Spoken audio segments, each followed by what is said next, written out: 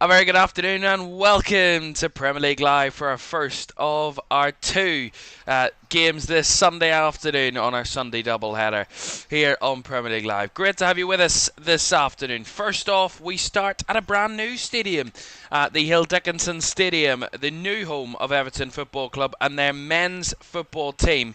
And we'll see them take to the stage for the very first time in the Premier League in their new stadium in just a few minutes against Brighton. Also at 2 o'clock this afternoon, we have Crystal Palace taking on Nottingham Forest at Sellers Park. That is another game that is set to excite in that one in South London. We'll keep an eye on that one right throughout the afternoon. And we will round off our Sunday action at Craven Cottage, also in the capital, in West London, as Fulham take on Manchester United. Both sides looking for their first wins of the new season. We'll see if they can conjure them up this afternoon. Speaking of first wins of the new season, Everton and Brighton are both looking for that. This is where they will play the football match this afternoon, the brand new Hill Dickinson Stadium. Goodbye Goodison and hello to the Hill Dickinson Stadium, located on the Bramley Moore Dock on the banks of the River Mersey. Everton had a lot of history at the Old Lady. Well, it is a brand new era for Everton Football Club. David Moyes leading them into that new era and a new stadium on the banks of the River Mersey. The atmosphere has not dissipated. They have put the fireworks and everything out. It is a real spectacle at the Hill Dickinson. And we're looking forward to seeing this one this afternoon. If there's ever to be a tough task, Brighton have it this afternoon heading to Everton. Let's have a look at the two teams then for this one, starting with Everton. After that 1-0 defeat to Leeds on Monday night, they want to get their first points of the new season, and no better way to do it in a new stadium. Jordan Pickford starts in goal. The back four of Jake O'Brien, James Tarkowski, Michael Keane and James Garner, we believe, will continue at left back after there is no senior left backs fit for Everton. In the middle, Temi Rabunam and Idrissa Gueye, with Kieran Dewsbury-Hall in the 10. Iliman Ndiaye off the right, and two players make their Premier League debuts for the club. Jack Grealish and Tierno Barry, their first Premier League starts in Everton blue. On the bench, Travers, Coleman, Asnou, McNeil, Alcaraz-Armstrong, Onyango, Beto and Chermiti. For the travelling Brighton, well, they got a real sucker punch last week at the Amex after Fulham's late equaliser. Verbruggen starts in goal. A back four of Wiefer, Van Hecke, Dunk and De Kuiper in their defence. Carlos Baleba has been linked with moves away, but he is currently going to stay at Brighton. We'll see how long that lasts. He's joined alongside Yasin Ayari in midfield. Matt O'Reilly's in the 10. Yankuba Minta off the right. Kairi Mitoma off the left. And Danny Welbeck comes into the side. He leads the Brighton forward line. On the bench for Brighton, Steele, Hinshelwood, Buscagli, Cadiolu, Veltman, Coppola, Gruda, Milner and Gomez. Two sides with a lot to prove, both wanting their first wins of the new season, but all the spectacle is of the Hill Dickinson. All the Everton faithful are here and they want their team to win. Kick-off at the Hill Dickinson Stadium in the Premier League for the very first time is next.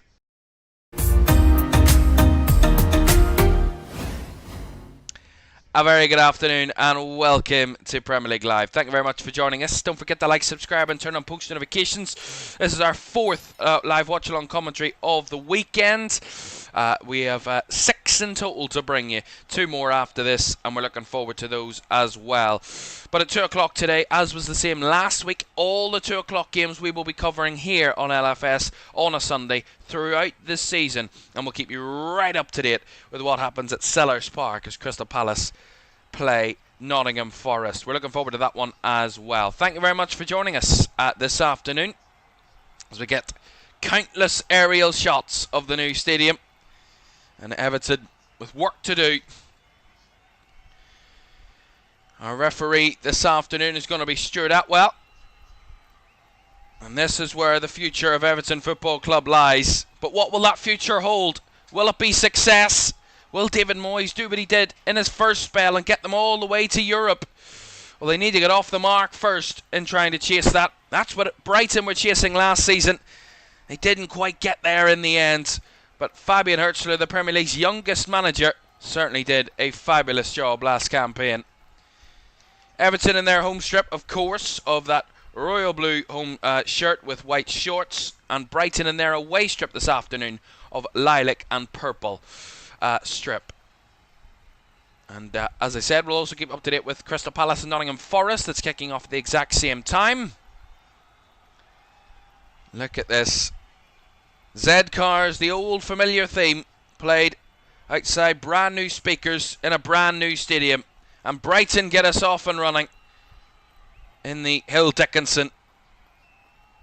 And they will be a bit of betting in time for Everton, of course. It won't be one of those where it will feel like home right away.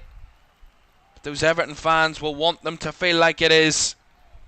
Actually, quite interestingly, Everton tried their best. All the season ticket holders from Goodison Park, all of those that had seats beside each other inside Goodison, they've tried their very hardest to make sure that that's similar, if not the same, as best as possible inside the new stadium, so that you still have your old pals beside you. And I'm sure a lot will appreciate that, but I'm sure what they'll appreciate more is if their team can go out and get 3 points at the first time of asking inside this new stadium. Welcome everybody joining us in the chat. Links, welcome in. Ryan says, where's Jorginho Rutter? He's not involved. Is he even in the Brighton squad anymore? I don't think so. He is. Well, I don't actually know where he is. I think he's injured, I believe, from what I've heard. But yeah, he's not involved today for Brighton. Well, here's Jack Grealish up against Mads Wiefer. Vifer puts that one out. Will be an Everton throw. To start the game. And of course, we'll talk a lot about the Crystal Palace-Nottingham Forest game as well throughout the afternoon, because a lot of drama on that one, a lot of headlines between those two clubs over the summer. The controversy over which European competition either will be playing in, a lot of off-the-field drama between the two clubs. Here is Irabunum. Now Jack Grealish. Cheers from the crowd as Grealish beats past Vifer. Getting to the byline, looking for a cross. Blocked by Mads Vifer. But Grealish battling to win it back. A real tussle out on that side. Fabulous from Grealish. And Everton keep the ball with Dewsbury Hall. Garner. Back inside to Irabunum and Gay. And now back to Tarkowski. Positive from Everton there. O'Brien out wide to Iliman Njai.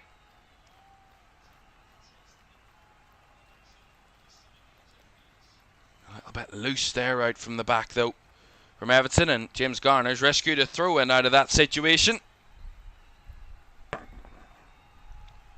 That's nice work there. Tierno Barry lays it off to Idrissa Gueye.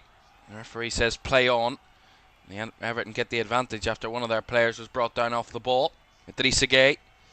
Force it between the lines. It does fall to Iliman Njai now. Looking for the space. Njai, lovely little footwork. He's breaking through here. He skipped past his man. He's still going. Iliman Njai. And there's the first shot for the Toffees. Iliman Njai, really good. You think he's got nowhere to go. He weaves his way through a couple in the midfield, and then he gets tackled here around about the edge of the D. He beats past his man, keeps on his feet, keeps going. The determination, and then gets a shot off with his left foot, low and hard, straight at Bart Verbruggen. But that was good intensity from Everton, good persistence as well to just keep going at it from Iliman Njai. Here's Dewsbury Hall, nice reverse pass into Barry. I laid it off to Irabunum, and now Tierno Barry was almost through and forcing a last-ditch challenge off the Brighton captain Lewis Dunk. That goes out for an Everton throw. An inspired start from the home side.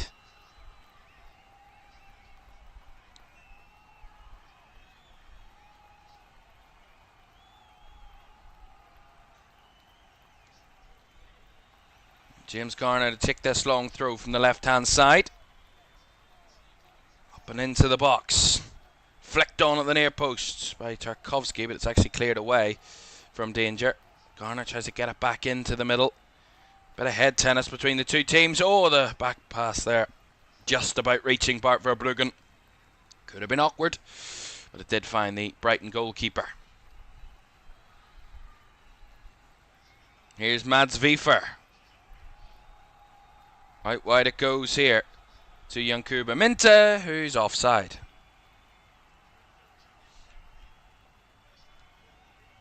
Yeah, nice idea from Brighton, but Yankuba Minta just couldn't keep himself on the right side of the Everton defence.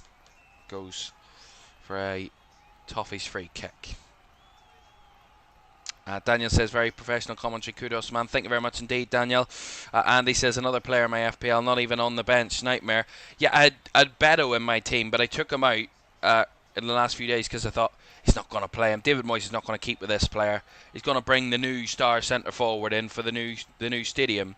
So I dropped him at Beto. So I've only got Daniel Munoz for Crystal Palace in my fantasy team for today's games, and then I have 2 Liverpool players for tomorrow's game against Newcastle. So yeah, my fantasy team's not doing great. Let's just say that. But everybody has bad weekends. It happens. Well, that was a bad ball there. Very loose from the Brighton midfield, and somehow they've kept it in, to be fair. Trying to see who it was that played the pass. I think it was Carlos Baleba. It was. He just played the ball out to the left-hand side, and there was just no one there. And Brighton colours was actually no one there, even Everton players. And somehow they rescued it to keep it in play. Did Brighton, as Jordan Pickford there got a little bit excited coming out from his goal, and he booted that ball away. Seemed a little bit nervy there from Pickford. Seemed that ball was just going out for a goal kick, but he decided to come and kick it. Didn't want to take any risks. Will be a Brighton throw in this right hand side, high up the field. Pfeiffer over to take it. The assistant just guiding him to where he should take the throw in from. Takes it short, and that was a foul throw, I believe. Either that or you can't be offside from a throw in. Has to be a foul throw. Well, there he is. Fabian Hürzeler, as I said, finished 8th with Brighton last season. A real achievement for his first season as Brighton boss. Just 32 years of age. Some of his players are older than he is, so the youngest manager currently in the Premier League, Fabian Hürzeler, and there's his chairman, Tony Bloom. He's made the trip from the south coast up to Merseyside for this one.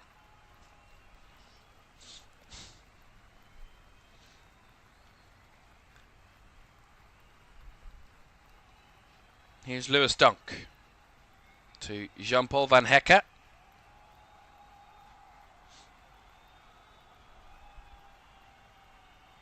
Dunk. Nice work between the lines there from Brighton, but well cut out by Tim Irabunum. And that's well won back by Everton, although Tarkowski was a bit excited to go long there. And there was no one in Everton chasing that ball. Van Hecke. Lovely little through ball here to O'Reilly. Out wide it goes to Yankuba Minta. Minta skips past Garner. Minta with a cut back into the box. It's rolling to the edge, but it's well cut out there by Irabunum. And now Tierno Barry tries to send Illumin Njai down the right. Just overhits the pass. Yeah, it was good now work from Brighton there. It was a nice ball by Van Hecke. Played it directly through to Matt O'Reilly, who laid it out wide to Yankuba Minta, who kept himself onside this time. He skipped past James Garner, and then he just cut the ball back into the box, and it kept rolling and rolling right to the edge before Irabunum intercepted it. But if there was a Brighton player there, it was a chance to have a go at goal, but they couldn't quite get anybody in Lilac on it on that occasion. One thing about Everton on Monday night that I watched and was really disappointed with was their lack of real energy in every part of the game. You know, they were really lackluster. They were really off it. They just looked like a team that didn't know what football was. I think they didn't have a shot in the first half. They were all over the place. They were basically just trying to hold Leeds off in the first half at Elland Road. And I can get it away at a newly promoted side. But even in the second half, when they had a little bit more possession, Everton, and were a little bit more progressive, a bit more positive, they still looked toothless. They still looked without any real threat going forward. And Leeds looked comfortable. You know, if anybody of the two teams was going to score, it was always going to be Leeds, because Everton looked really hopeless on the night. And even when they did create chances, they were minimal. So today is not just about the new stadium or the new kind of era at Everton. It's all about trying to get the points as well, you know, after that performance on Monday night. It's about a performance and a result that they need to produce today, because the Everton fans are not aren't a patient bunch. And, you know, they want to see their team play well and play good football and do what they did under David Moyes at times last season, which was dominate teams and really use their physicality to their advantage. And so far, you know, against Leeds it was really weak. But today is an opportunity for them to rebound on that and to go, Leeds happened, a clean slate with 37 games to go, let's see what we can do. That's what I think Everton just need to focus on today, is just get the result and a good performance here and see how it works out. Tarkowski down the right hand side, flying over the top. O'Brien playing that ball down the right side, but again a little bit too much. It goes right the way through to Bart Verbruggen in the Brighton goal.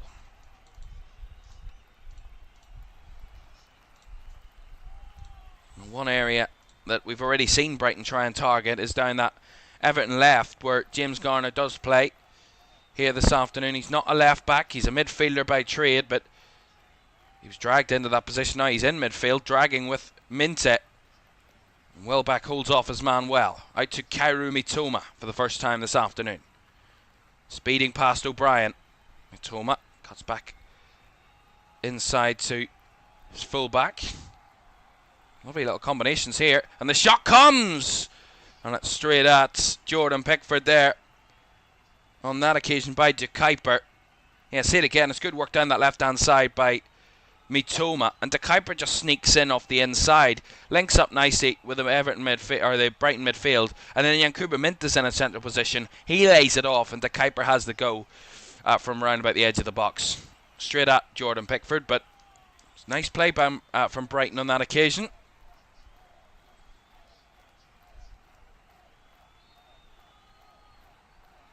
Still goalless, by the way, in the other game between Crystal Palace and Nottingham Forest.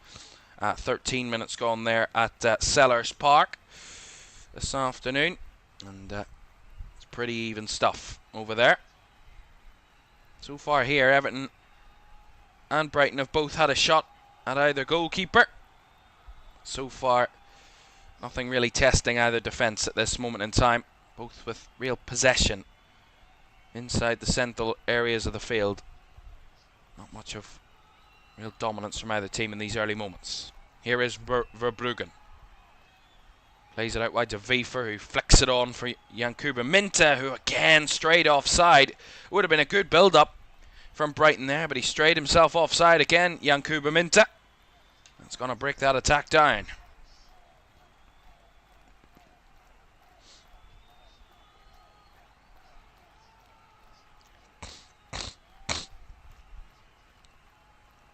King back to Pickford. And one thing about this stadium that is very similar to Goodison Park is the fact of how close the fans are to the pitch. I mean, very small touch lines, shall we say, around the outskirts of the pitch. Very, very tight. And just behind the advertising awning, there's barely room to walk behind them before you're right onto the stand. Grealish trying to flick down the left channel. It's one for Irabunum to chase, but it's forced Van Hekken to head it out of play. It's good pressure from Everton there. Here is Grealish. Rolls it through. Dewsbury Hall was the one he tried to find. Just evaded him. And then Brighton try the long ball, but no one up the field for Brighton.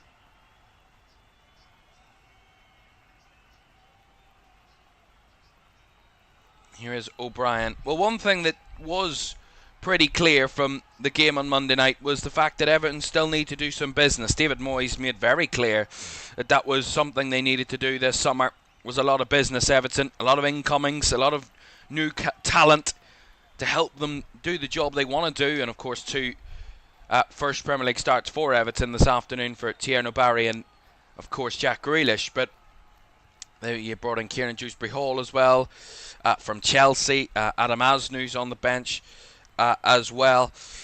You know, Carlos Alcaraz is actually was on loan from Flamengo, and he was made a permanent signing. So he's not really a new signing, but he is at the same time. They, brought in Tom King, a youngster from Wolves as well. So there is still business to be done, and they've been linked, of course, with Tyler Dibbling at Southampton for the last few days of Everton. So there is a lot of business for them still to do, because you think in certain areas you look at Everton and you go, they need to strengthen there, they need to build up there, they need a bit more depth there. I think they do need someone. They've got decent wide areas now. Jack Grealish, Kieran Dewsbury Hall, Iliman Ndiaye, Carlos Alcaraz. That's a good attacking midfield kind of roster there. I think in control of midfield, that defensive midfield area, I think they still need someone else. Yes, they've got James Garner, Irabunum, and Idrissa Gueye, but I think they need someone else, a real killer, someone that can hold up the midfield, that can play nice passes, but can also do the dirty side of things.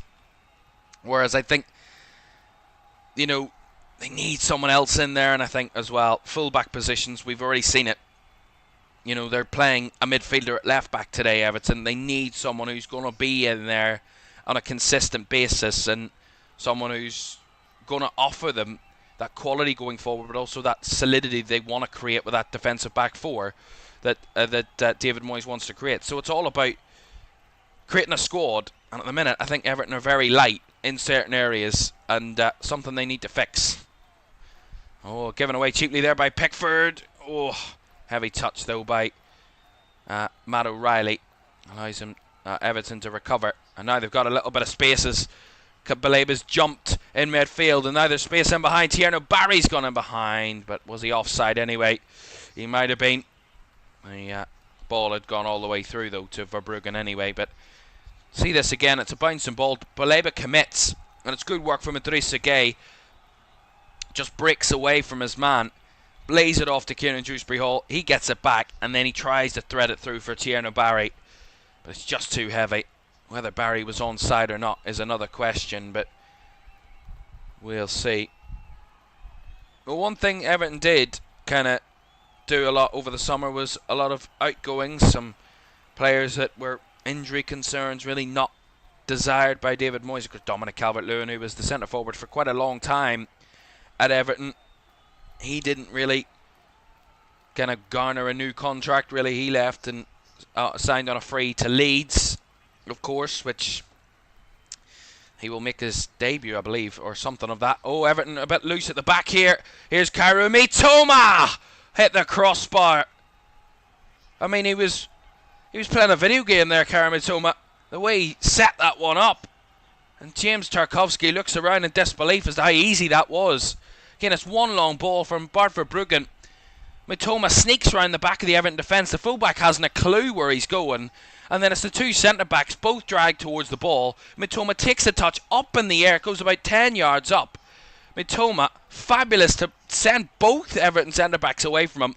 And then he waits on it coming down and hits it on the volley. And it crashes off the upside of the crossbar. I mean, that would have been a headline maker if he'd have finished that.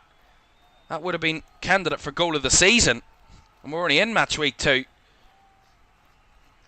I mean, that was audacious to say the very least from Kaoru Mitoma. And Everton and their two centre-backs could have been completely embarrassed there. My goodness. I mean, the fullback hadn't a clue where he was going. I mean, he didn't know that his winger had actually left them. And Jake O'Brien, he had no clue that Kaoru Mitoma had made the run in behind. He didn't try and track him. And then both Everton centre-backs had to come across, and Kaoru Mitoma's skills showed itself there. Here's Van Hecke. Minta lays it out wide here. It's given Brighton a bit of confidence. Minta fed through down the right. He's got the better of his man. He's into the box. He cuts it across. And the shot's gone flying over from Danny Welbeck. Off balance. Maybe a bit behind him. Welbeck's pointing at Yankuba Minta. Says it was a bit behind him. We'll see this again. Good combination between Wiefer and Minta in behind. Again, Minta just bodies his man off him. And then he rolls it across the 6-yard box. It should be an easy goal for Brighton. But Danny Welbeck gets behind him. He's stretching his right leg to get anything on the ball. And in the end, it goes flying over the top. I mean, Everton are very lucky there. That really, Brighton probably could be 2-0 up at this minute in time. They've hit the crossbar and they missed an absolute sitter from 5 yards out. Riding their luck a little bit here, the Toffees. Here's Grealish. Dewsbury Hall. You gotta say, certainly given Brighton a lot of confidence these last couple of minutes. Everton have looked a little bit sticky going forward. That's a nice ball over the top here for Grealish. Trying to get the ball into the box, blocked by Wiefer. That'll be an Everton corner. Yeah, even when they look in a bit of trouble, Jack Grealish has got the quality to be the star man at Everton, of course. You know, he's got that attribute. We saw it when he was at Villa for so many years and he was the star boy. He was everything that was right with Aston Villa all those years ago. Didn't quite work out at Manchester City. And now he's at on loan from City for Everton for the season. And he's won them their first corner in the new stadium. It's Garner that will take it, left-hand side. Be an in-swinger, right-footed. Up and over the top from the near post. It was Tierno Barry that got his header to it. But it was wide anyway. Yeah, it's good delivery. Yeah, and he just kind of doesn't get over it at the near post there. The new centre forward. And it goes behind for a goal kick.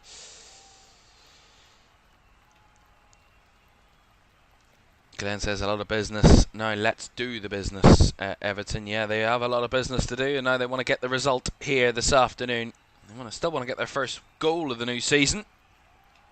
after they drew a blank against Leeds. They didn't have their first shot on target until like the 76th minute against Leeds, so it was certainly like they weren't pushing for it for the vast majority of that game at Elland Road on Monday night.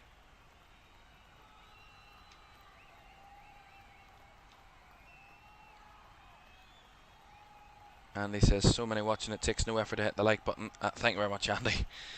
Yeah, indeed. Do like, subscribe, and turn on post notifications if you haven't done so already. That would be greatly appreciated. And thank you all for joining us this afternoon for this one. Highly anticipated day. Whenever it was announced that Everton would be getting a new stadium and it would be built on the banks of the River Mersey at Bramley Moore Dock, it was excitement that filled the Everton fans. And today will go down in Everton history. Sunday the 24th of August 2025, their first league game in the new stadium, and they're hoping that in the history books it goes down as a victory and a good result to remember. That's what they want. That is exactly what they want. That's nice work from tight space there from Tierno Barry. Laid it off to Iliman Ndiaye, and now Dewsbury Hall's got it. And look at the space here for Jack Grealish. This could be a good moment. Here's Grealish breaking into the box. Cuts it across, and there it is! The first goal in the new stadium. And it's Everton that take the lead. It's Jack Grealish across to the back post. And Everton take the lead. I think it's Iliman Ndiaye that crashes it in. There was no goalkeeper stopping that one. The sheer ferocity on the strike from Iliman Ndiaye. And he says, let me hear you. And 30,000 strong Everton fans are making their voices heard. It took 23 minutes, but it's been long in the waiting.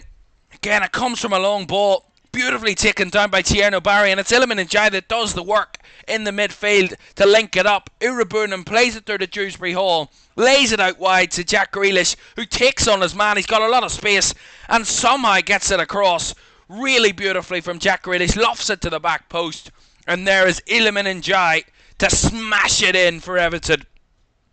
Really good play. And again, that's why Jack Grealish is in this team. That's why he's been signed, for little bits of class like that. Lifting it up, and the Brighton defence had absolutely no chance. Cheers from David Moyes, cheers from the crowd. Everton are off the mark in the new stadium.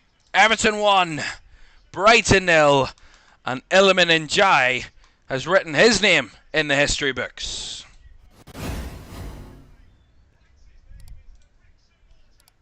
And there you go. 22 minutes and 50 seconds, the exact time of the goal. And that was some noise from inside this new stadium. If we thought Goodison Park was loud when it got going, I think this one's certainly going to compete with that.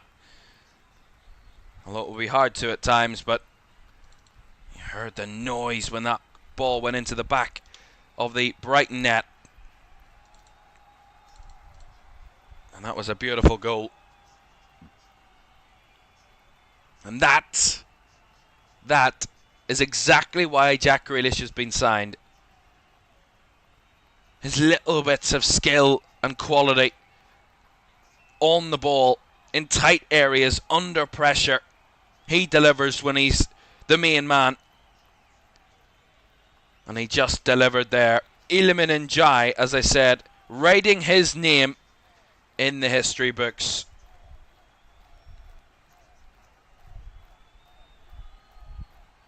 And you wouldn't believe it if we didn't tell you, the last 3 goals at home for Everton in 2 separate stadiums, Iliman Ndiaye has scored them. He scored a brace in the final ever game at Goodison against Southampton all the way back in May. Well, he has scored the very first ever goal at the Bramley Moore Dock Stadium at Hill Dickinson in the new season. He has got history, and Everton history, all over him now. Iliman Ndiaye, a name that fans will remember for years to come, for both reasons. And Glenn says there, as I just said, Njai, last goal at Goodison Park, first goal at the Hill Dickory Bramley Moore Dock.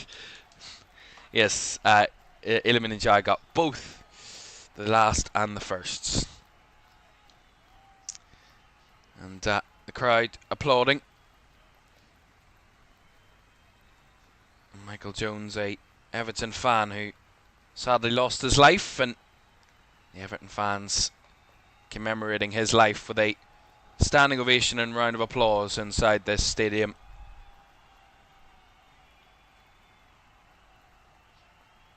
Here come Everton again, and the shot from O'Reilly, I believe that was, and it's gone whistling wide.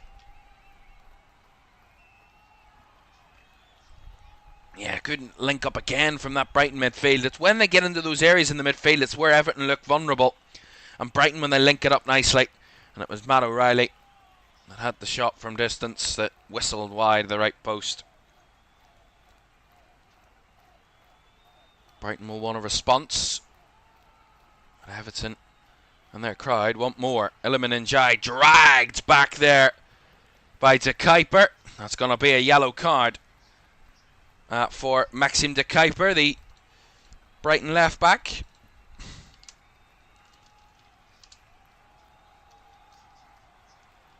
Yeah, he has absolutely no chance there, De Kuiper. I mean, Iliman Njai did great work to keep the pressure on him, and he did really, really well. Max De Kuiper was never letting go of him from when he got a hold of him in the first place. And he's got himself a caution here in the first half. Still goalless, by the way, in the other game in the Premier League underway at the moment. Crystal Palace 0, Nottingham Forest 0 at Sellers Park. We'll keep up to date if anything changes there. Free kick for Everton, the right-hand side. Taking it short. It's Dewsbury Hall to lift it towards the box. Flick back across goal. Oh, edge of the box. It's away from two Everton players. And now Brighton want to break forward here with Yankuba Minta. Baleba now, flicking it round the corner. Everton defence again non-existent, although they're going to get a free kick as Minta, according to the referee, committed a foul on James Garner, I believe that was. That's going to be a free kick to the home side. Elsewhere further north of the border, up in Scotland, it is now 3 Scottish Premiership League games without a win for Rangers, and new manager, of course, obviously, why have I forgotten his name? Russell Martin, of course, the Southampton manager last season, or certainly in the start of last season, the Southampton manager, Russell Martin, and he's now the Rangers manager. 3 draws out of their first 3 league games for Rangers, and they're also down in Europe in that Champions League playoff round, so it's not a good start for the blue side of Glasgow in that one, after Celtic won all 3 of their first league games. And next up for both, the Old Firm next Sunday. Just giving you that little bit of information as well. Mainz and Köln in the Bundesliga have just got underway, and Lorient against Rennes is goalless in Liga, but Rennes down to 9 men, 2 red cards in the first 30 minutes of that game. It's gone all off there. Right, free kick to Everton here, 30 minutes gone. A lead by a goal to 0. Iliman Njai with a first. Dewsbury Hall with a delivery. Again to the left-hand side. Tarkowski whacks it across. Cleared away by Brighton. Recycled by Garner, who will give it all the way back to Jordan Pickford in the Everton goal. Well, 1-0, a familiar scoreline between these two. In recent times, Everton won 1-0 at Brighton back in January. They last won consecutive Premier League games against the Seagulls between January and October 2020. And Brighton don't have a good record away from home against the Toffees. They've lost each of their first 4 Premier League away games against Everton. They did lose each of their first 4 against Everton, but they're now unbeaten in their last 4 visits to Goodison Park. Obviously, it would have been at 1-3, drawn 1. So it didn't start particularly well in their first 4 against the Toffees away from home. The last 4, 3 wins out of 4.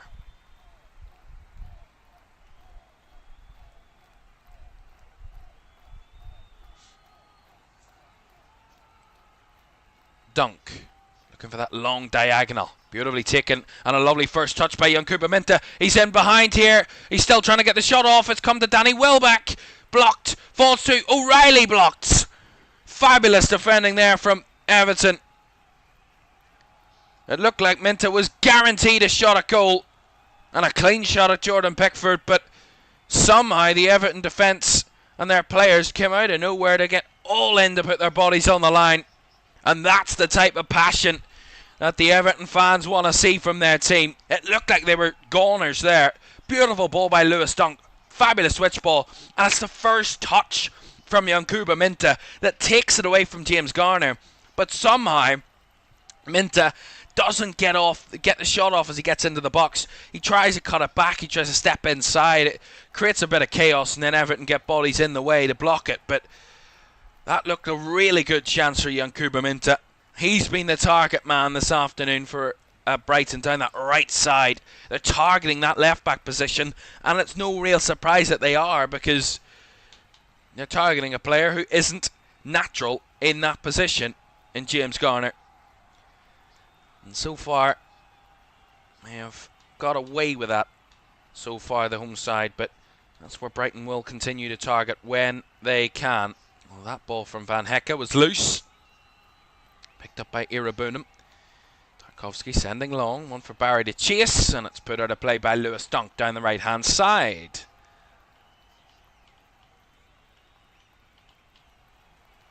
We will at half-time talk about the other game at 2 o'clock. We'll have a chat about the circumstances with both teams, what they've got coming up, as well as the first half there at Sellers Park. We'll talk about. Here's Grealish. Everton Brighton not confident there defensively. Nice little step across here from Irabunum. Irabunum still going. He wants to add another. And that's just gone wide. Nice again from Irabunum. Again, that determination, not giving up on the ball. Good play inside from Garner. Irabunum takes a step around his midfielder and Yasin Ayari, who was tracking him, and steps back across, gets away from Lewis Dunk. Van Hecke tries to throw himself at it, gets nowhere near it, and a shot low, hard, with his left foot from Tim Irabunum just goes wide. I think Verbruggen would have had it anyway, but the shot was taken, and a nice idea, nice opportunity. And that's going to be a foul to Brighton. To Kuiper there, brought down. Take it quickly. Good battle there by Garner against Minte. And Baleba has to recycle here for the Seagulls.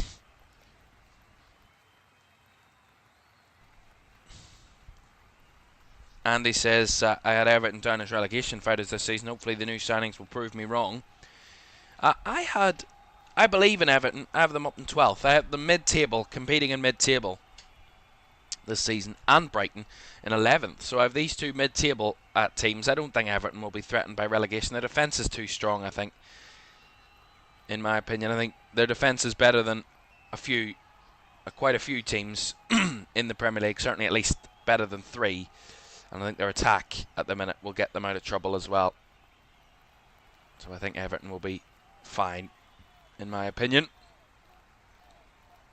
Van Hecke trying that through ball again, but through to absolutely no one but Everton players, and Jordan Pickford will pick it up here for the Toffees.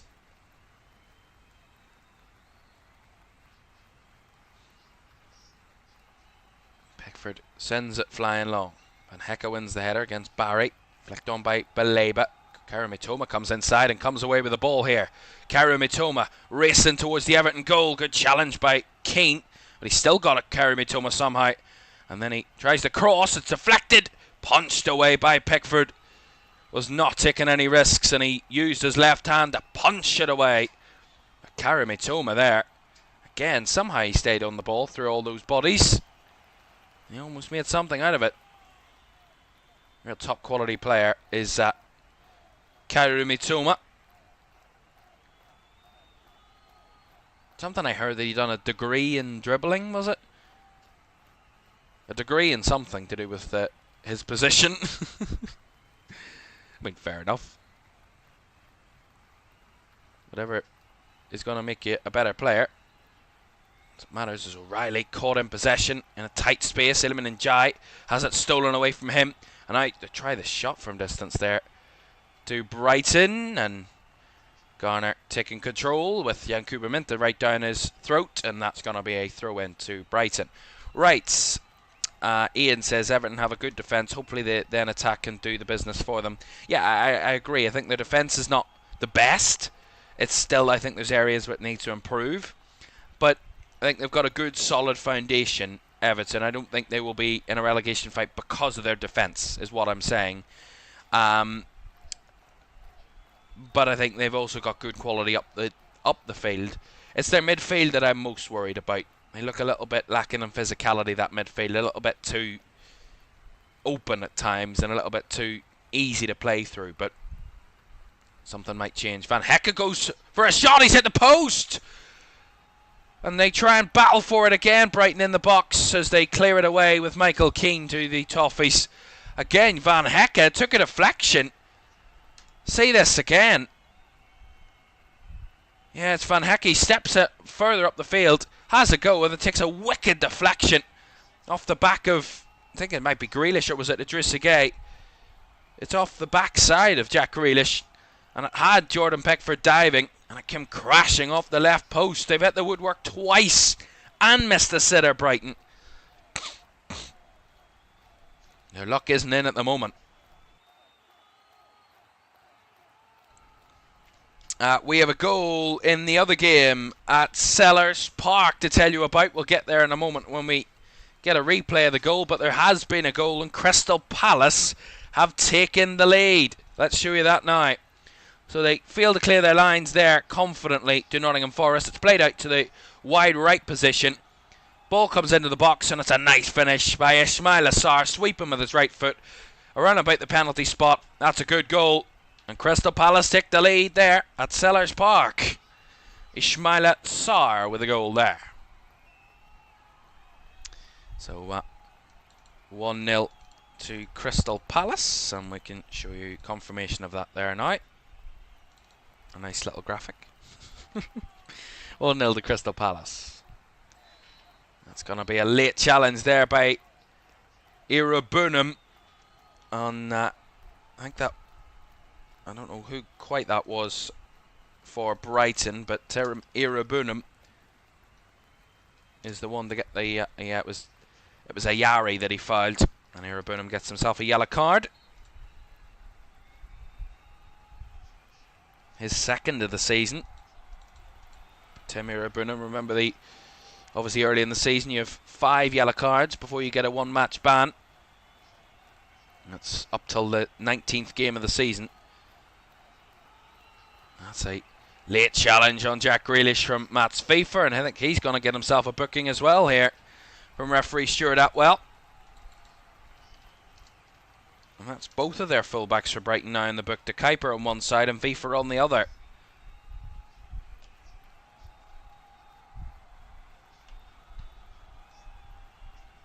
And that's Jack Grealish's game in a heartbeat. Breaking past fullbacks and waiting for the challenge to come and waiting for the foul and the free kick. And that's his first of the season for Mats Pfeiffer. So Jack Grealish, who won the free kick, I think is going to take this. He's going to leave it. It's Dewsbury Hall's delivery. It's low. It doesn't quite reach the box as Brighton clear it away. Garner receives. Down the right-hand side. There's a Brighton body down. No foul, says the referee, as the ball's delivered into the box. Come out all the way to the other end for Grealish. Jack Grealish rolls it back. Dewsbury Hall with a chip ball round the back post. The header is back across. It's fallen for Grealish. Stretching to keep it alive, and Brighton somehow scramble it away. They're pushing for a second here. Or Everton. Garner now. Going for goal. And left a wide berth on that one. Goal kick. Yeah, it's really good football again from Everton. It's Grealish here. Does well. Lays it back. It's good delivery by Dewsbury Hall. Just lofts it to the back post. Flick back across. It's brought down. It's Grealish stretching. And then Brighton throw bodies in the way of it to deny it. It's a lovely little chip delivery to the back post there for Jake O'Brien to get back across from Kieran and Dewsbury Hall. Just floated it beautifully.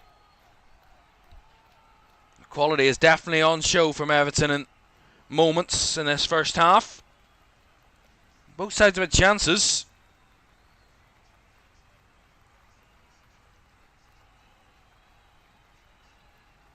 Regan says, since Onana left for Villa, we've seemed to struggle a bit on physicality. That's what I mean.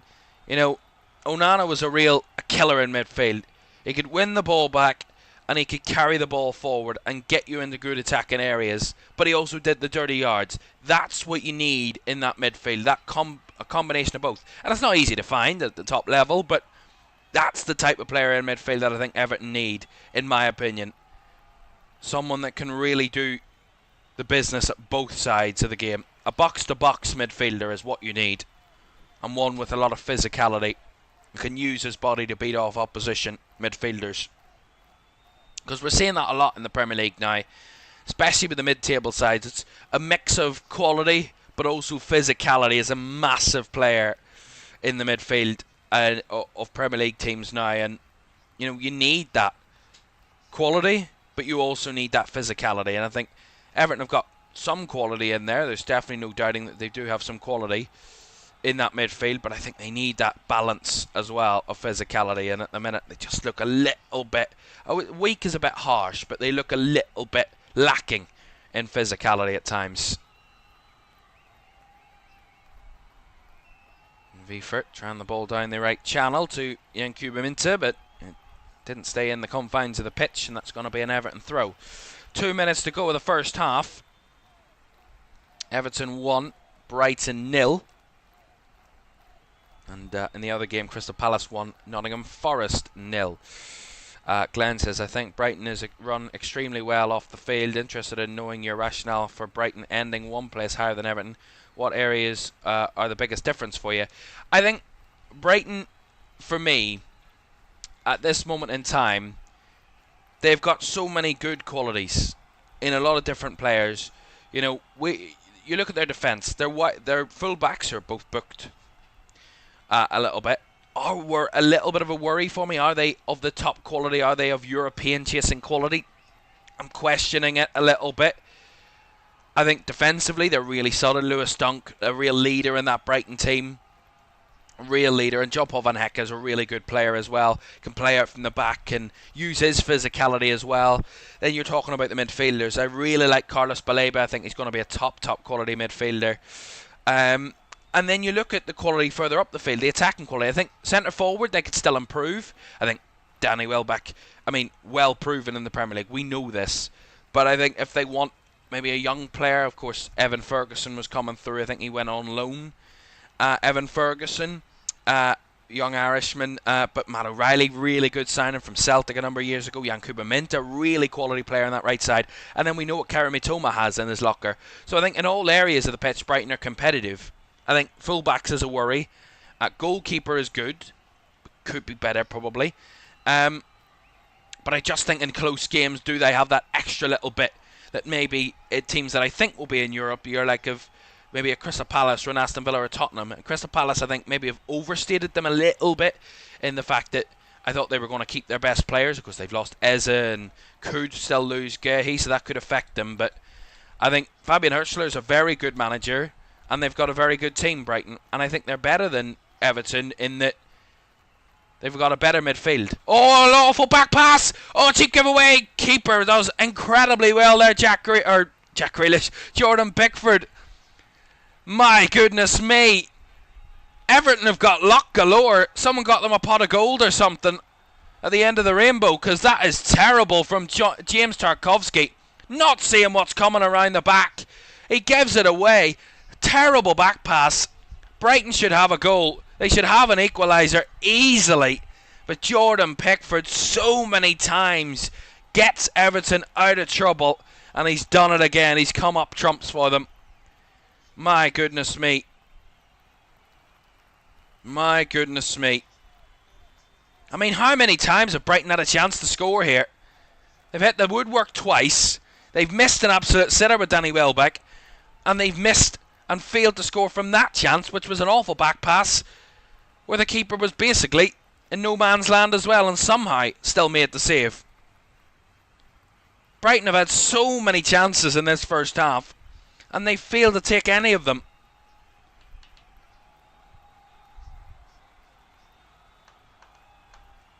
Certainly one thing that comes to mind for Everton is luck. That's all I will say. And he knows it right away, James Tarkowski. And it's O'Reilly in behind. What a save by Pickford. Full stretch, and then he throws himself on the second one from the rebound. Incredible goalkeeping. Incredible goalkeeping. But James Tarkowski knows that his keeper got him out of trouble there. And there's going to be not much left of this first half. Long throw there down the left side from Everton. Bouncing ball. Keane gets rid, and there's the end of the first half. A first 45 inside the new stadium, and it is all going rosy for Everton.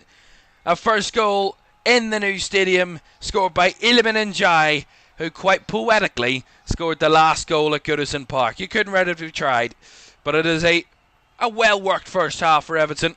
Of course, moments for Brighton, what they couldn't take in that first half, but Everton have that narrow, slim advantage. But they do lead, and that's all that matters. Everton 1, Brighton 0 at half-time. We'll analyse both 2 o'clock games when we come back.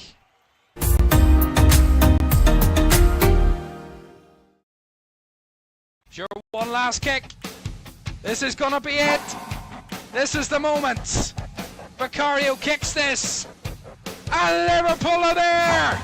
Liverpool are Premier League champions. And there it comes. Crystal Palace, for the very first time in their history, are FA Cup winners. Oh, he's found the net. Oh, what a goal. Kvaratskhelia is through, wants to add a fourth, and does so. Ahmad, oh my goodness me. That is absolutely unbelievable. Rice again. Oh! You thought he couldn't beat the first one. He's gone and bettered it. Another whip ball in. The header is in by Virgil van Dijk. Incredible.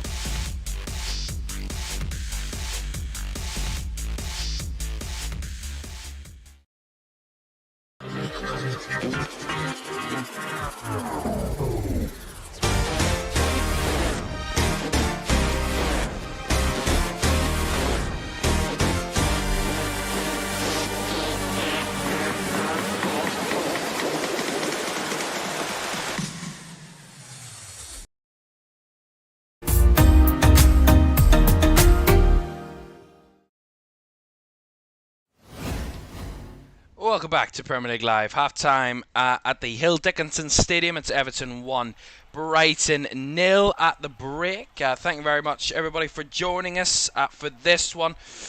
We have a big game on the horizon later on this afternoon for you at Craven Cottage as Manchester United take on Fulham.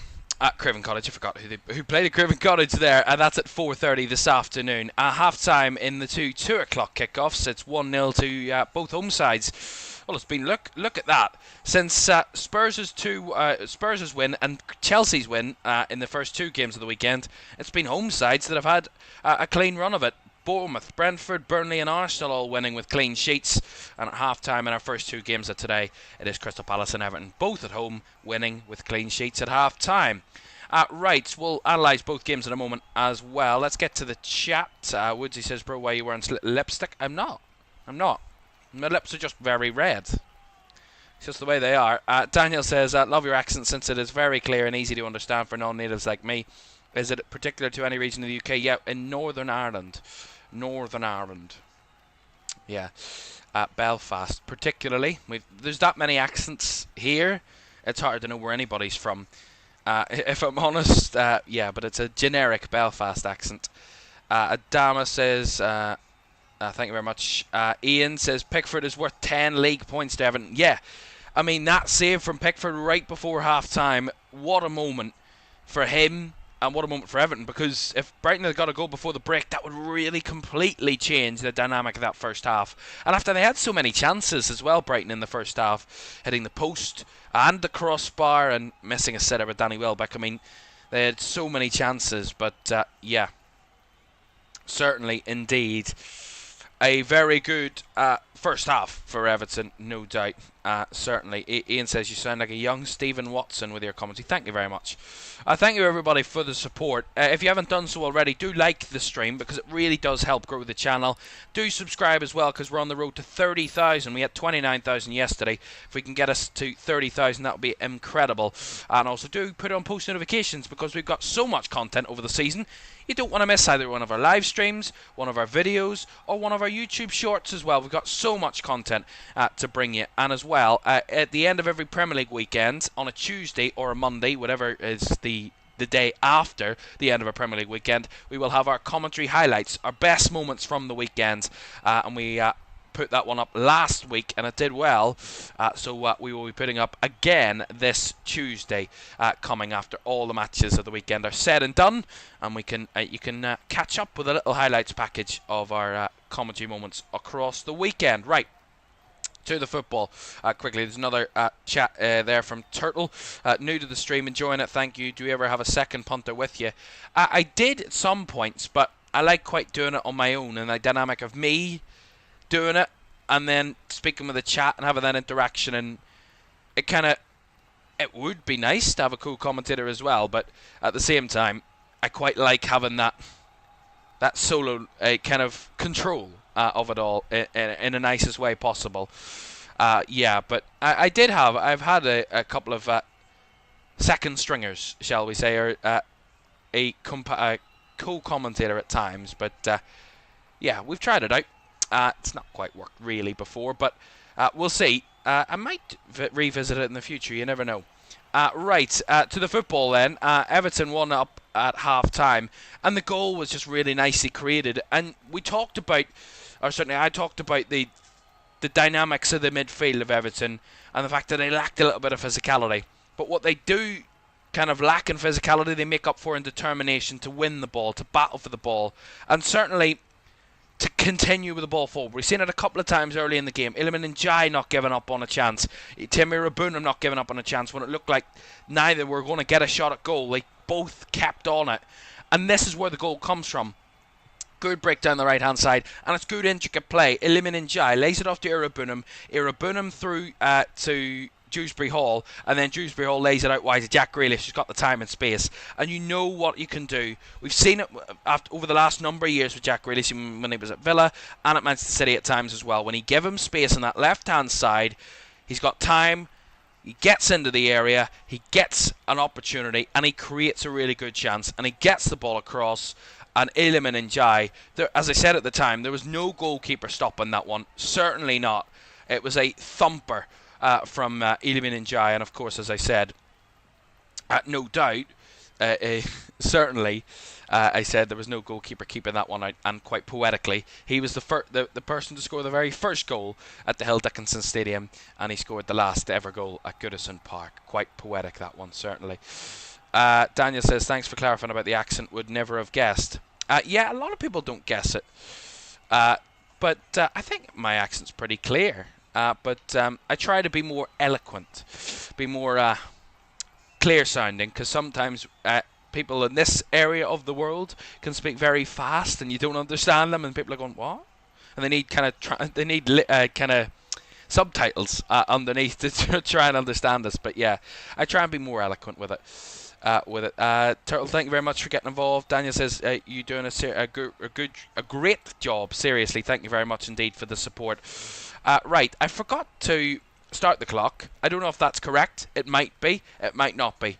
But we'll quickly move on to the other game. Crystal Palace 1 and Nottingham Forest 0 at the break, and all the drama with those two clubs. Certainly over the summer off the field, and also the drama in the last few days about Nottingham Forest and possibly Nuno Espirito Santo being sacked with a kind of a downturn in the relations between Evangelos Marinakis, the owner of Nottingham Forest, and of course Nuno Espirito Santo, the head coach. His kind of comments in the pre-match presser before the Crystal Palace game this weekend were very bizarre about relations at the top, and it was very weird what Nuno said on Thursday, or was it Friday, but it was very weird what he said, and it was just a bit bizarre. And then there was some hints yesterday and on Friday that there was some inside the club that were saying that they were thinking about sacking him and whether he would be even in the dugout for this game today. It was really weird. Really weird. And I gotta say, who knows what sort of shit show Nottingham Forest are going to pull off from week to week. I mean, if you're a Nottingham Forest fan, you would have bad anxiety. You would have heart problems if you're a Nottingham Forest fan. Not for what's going on the pitch. Off the pitch, you don't know if your manager's going to be there. You don't know if your best player's going to be there. Your owner's a crazed madman who is just running off emotion all the time. If you not remember last season, they kind of went off a rant about how one of the referees was a Luton fan or something like that. They put out a whole statement, and I mean, they reek of unprofessional at Nottingham Forest at the upper echelons. And Evangelos Marinakis, I mean, he's shown his true colours many times. And then they're trying to sue football clubs. I mean, Nottingham Forest are chaos, but on the field they're a good side, but at the minute they're losing to Crystal Palace, who are a very good side, and of course lost to Bereyeza, wasn't involved in their 1-0 win in the Europa League, Europa Conference.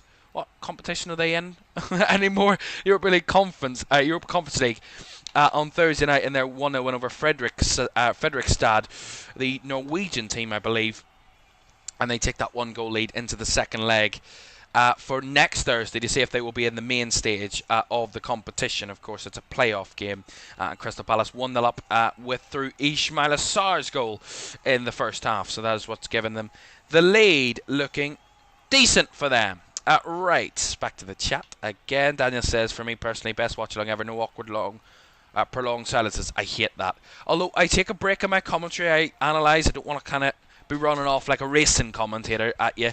Give you a bit of time and space as well, and we can kind of soak up the game and enjoy the game as well. And I don't want to be right on the back of you kind of jumping at comments all the time. I've learnt that I was kind of always wanting to know who's got the ball, telling you everybody that's got the ball and what exactly they've done. You don't really need to do that all the time. Just share the important information. So I've been learning over the last few years, but thank you very much again for your support. Momo says, the players on the feet necessary want to shoot only in the penalty area, yet both teams are weak and have a big weakness in corners. Is that Everton Brighton you're talking about there? Josh says, I'm a Brighton supporter. How are we looking out there? LFS, be honest. I think you've actually looked pretty well. I think the goal from Everton comes from a really good move, but I think Brighton have had more than ample opportunity to respond and more than ample opportunity to score themselves. As I said, they've hit the post through Van Hecke, the deflection that hit the post, so if it didn't deflect, it probably could have found its way past Jordan Pickford. You hit the crossbar with Caoimhan Ferris. If you're in the UK or if you get the highlights, hopefully Caoimhan Ferris' chance is on the highlights package, because his skill is off the charts. He's incredible. He just kind of put it up into the air, 10 yards into the air, flicked it over the two Everton defenders, and then had a shot with a volley. I mean, it's audacious at the very least from him, but Caoimhan Ferris, absolutely love him as a player. Really good quality. But they've had more than enough opportunity, certainly, Brighton, to respond and get into this game. But that's what their manager will be telling them. They've played well, they just haven't found the net yet, and they need to keep battling on to try and get a goal. Gavin says the two defensive midfield thing is killing Everton. I think if they get the balance right, I think it will be fine. I think what they had with, as someone mentioned in the first half, with Onana and Idrissa Gueye were a perfect balance, in that Idrissa Gueye was more of that dogged defensive player, and Onana was that player that got the ball and was more box to box and carried it forward. Irabunim's trying to be that, but it's not quite, the balance isn't there at the minute. And I think they're both trying to be physical, they're both trying to get back, they're both trying to find passes forward, and they're just not finding their cohesion right in that midfield. But I think the system can work. It's just about finding that balance between the system. Glenn says, what are your thoughts on Tyler Dibbling? Right, we'll get back to those comments in a moment, because I've not realised how little is left. We'll get to those comments very, very quickly. Second half at the Hill Dickinson Stadium, Everton leading by a goal to nil against Brighton. It's on the way next.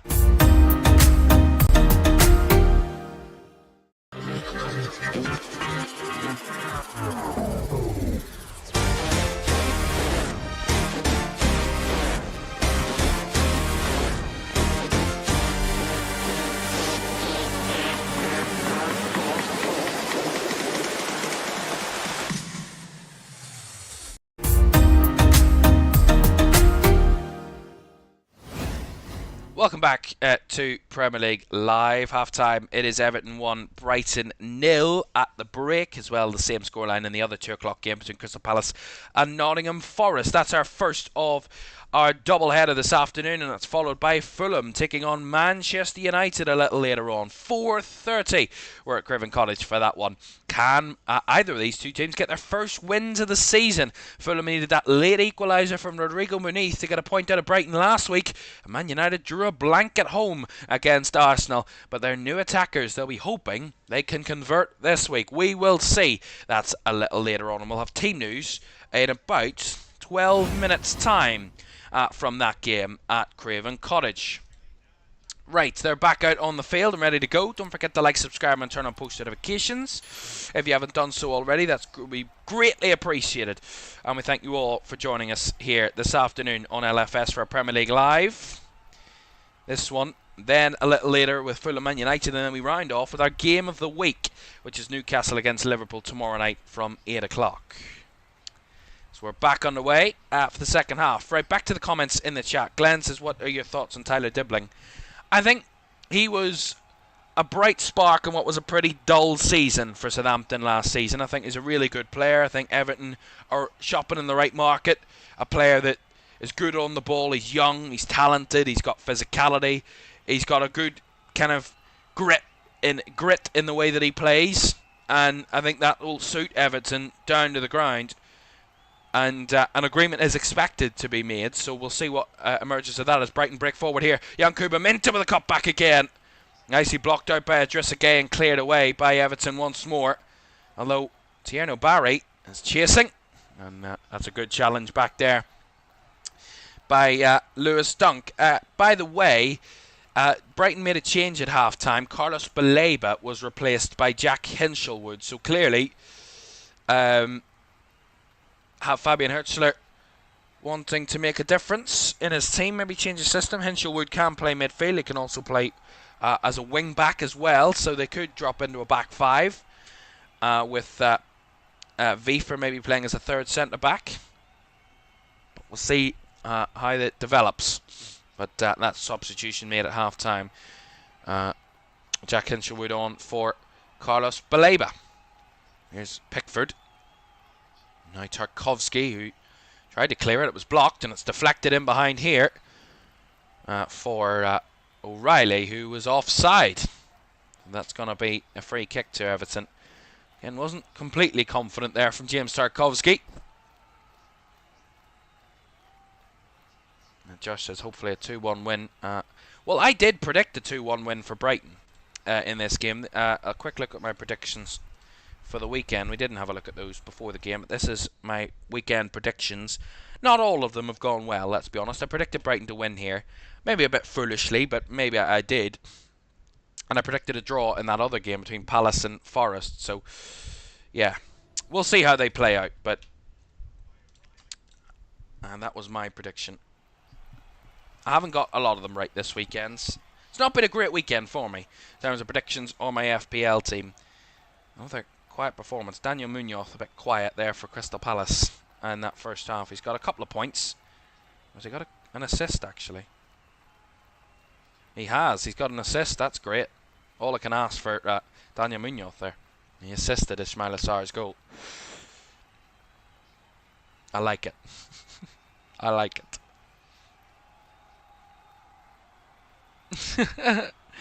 Daniel, the only negative about this watch-along is that Everton is the host choice of colour shirt. Yeah, I wonder if I picked red on purpose.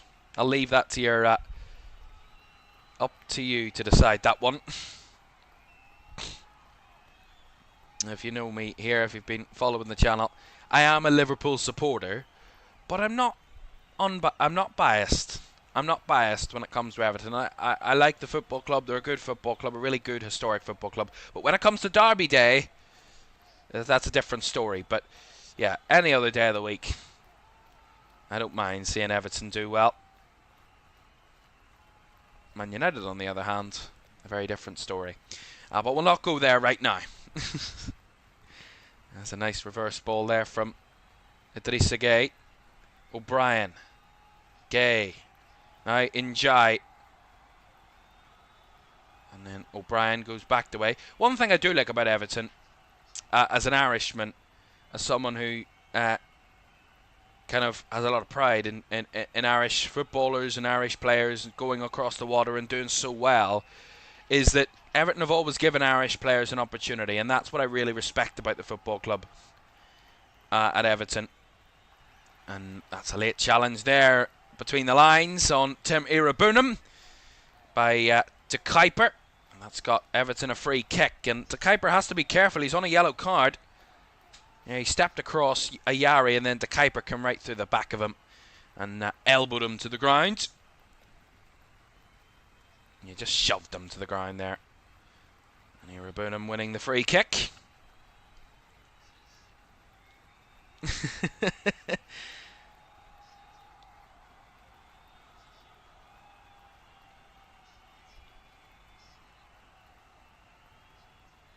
Yeah, 100%. As I was saying about Everton, I really respect them in that they've always given Irish players an opportunity. Of course, Jake O'Brien in the team today, who is a proud Irishman. Of course, Seamus Coleman, one of the Everton icons and captain for over the years. He's on the bench today, Seamus Coleman, and amongst so many others. But they've always given Irish players a chance, and that's something that I've really respected over the years about Everton Football Club, amongst other things, obviously. But that was always the key motivating factor, and they have a big support here in Ireland to Everton. Dewsbury Hall and Grealish over this free kick for the Toffees then. Dewsbury Hall lifting it into the box again, and it's gone all the way through and out the other end for a goal kick. Yeah, it's good delivery, but there was no one running for the ball. I mean, it was a good ball, just no one there. Yeah, they just can't keep it in a threatening area, and at that point Brighton have it covered. It was always going to be a struggle from there on in for Everton.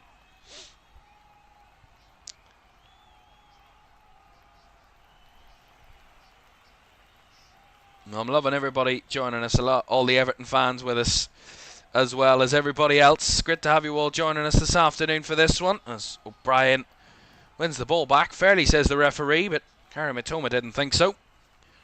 Everton do have the ball with Tarkovsky. Going long. Lay off by Barry. That's lovely hold up playing. Iliman and Jai's played it out wide here for Tierno Barry. And Jai's into the middle. He's cut it back here for Idrissa Gueye. Switched it out wide to Grealish. Jack Grealish cuts it back now for Dewsbury Hall. Oh, what a goal! Oh, what a finish! And it's James Garner that's found the net. What a rifler of an effort. That was a cracking finish.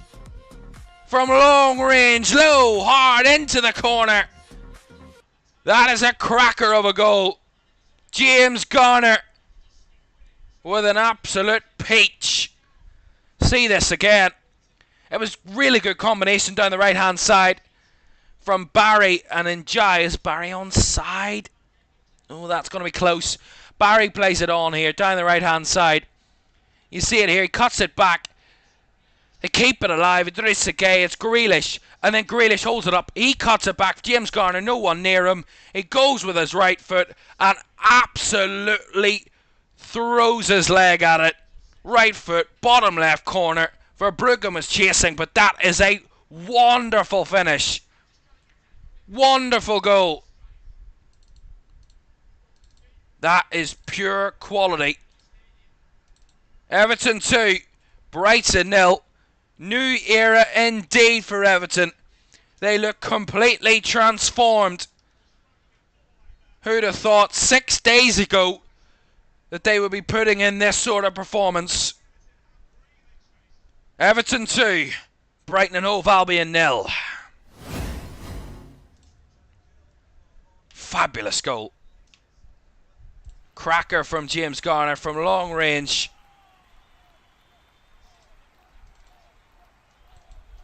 Jack Grealish, he's lighting it up. 2 assists for him on his home debut for the club in the Premier League. I told you, that's what he signed for. That's what he signed for, to be the facilitator for everybody else.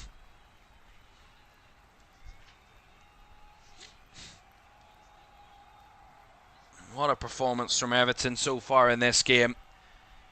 They have got their goals in the exact right moments, and that was something that's going to be even more difficult for Brighton now to try and figure out. Here comes Yankuba Minta. The ball in, it's deflected behind for the corner. But the crowd are up. They're loving this now. And this stadium, if games go like this very often this season, it will start to feel like home very, very quickly.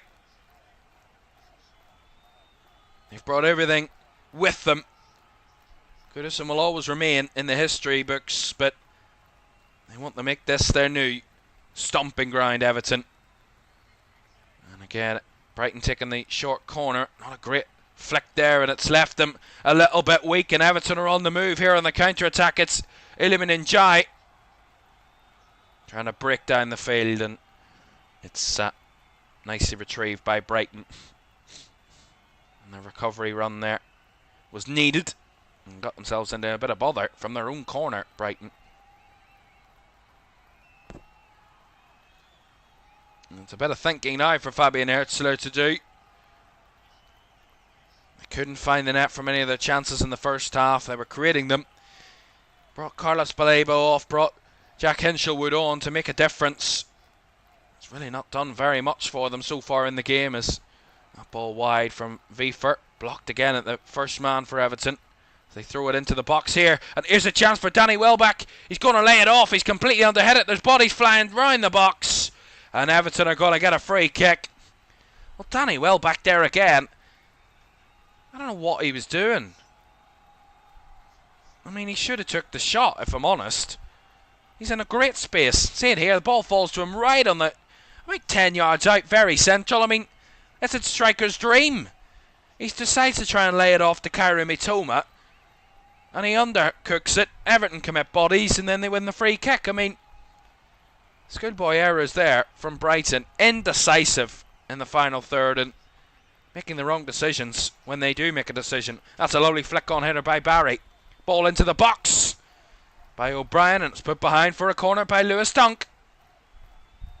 Well, David Moyes is much happier of what he's seeing from his team today than what he saw of them less than a week ago up at Ellen Road, or down at Ellen Road really, compared to where we are, or where they are anyway. Let's see what they can do from corners. They were set piece specialists, Everton. They always knew how to find the net from a set piece. What can they do from this corner? Dewsbury Hall to take. Right hand side, left footed, whipped in. It's headed on and over the bar by Tierno Barry again. Rose the highest, but again he couldn't keep it underneath the crossbar this time.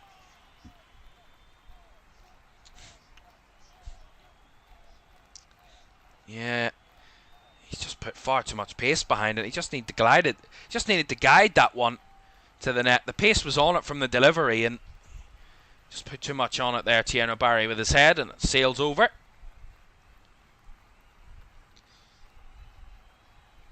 BTKFC says, as a Brighton fan, we need to sort out our striker situation. And Glenn says, lovely stuff. Sorry, not sorry about your prediction, LFS. I'm not really worried. I got a lot of them wrong, if I'm honest, over the weekend. And listen, the only reason I picked Brighton to win here was mainly because they looked bright and Everton looked really poor. Although this is a good ball across. Again, cleared away by Tarkovsky. Brighton are still trying to fight, of course. Everton holding them off.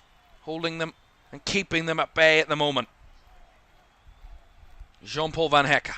Well, the next goal in this game is crucial. If Brighton get it, that might just deflate Everton a little bit. The longer it goes on where Everton have this 2-goal lead, the more confidence will build in the stadium, more belief will build that this first 3 points at the first time of asking inside the new stadium will be coming. And the crowd will spur them on, of course. No doubt in that one. There's a goal at Sellers Park to tell you about. Crystal Palace took the lead in the first half. They were having all the joys of it. but Nuno Espirito Santo's side are back level. It's a ball in behind. It's down the right-hand side.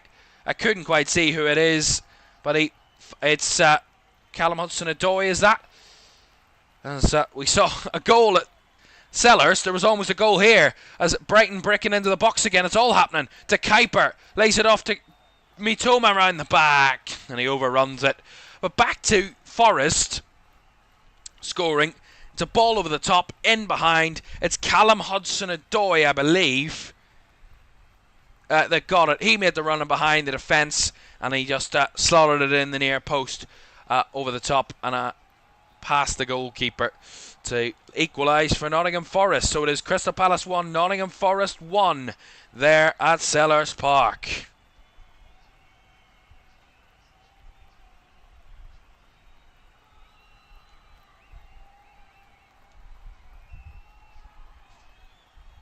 There's an issue here. There's a stoppage that the referee has to sort out.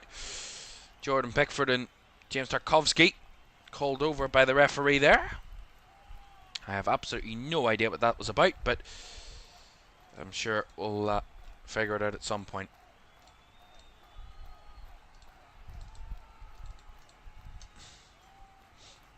So 60 minutes gone here at the Hill Dickinson Stadium. Everton 2, Brighton 0.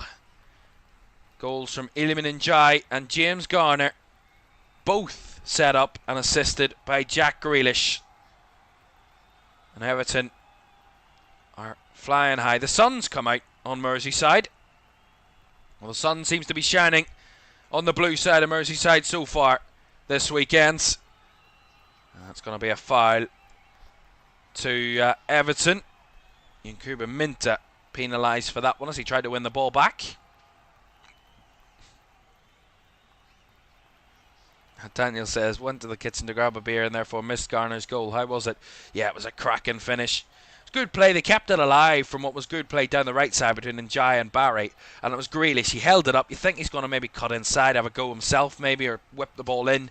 But he, just in the corner of his eye, seems James Garner completely free. He rolls it back for him and comes running onto it, does Garner. And he absolutely fires it into the bottom left corner. It's a lovely goal. Really, really lovely.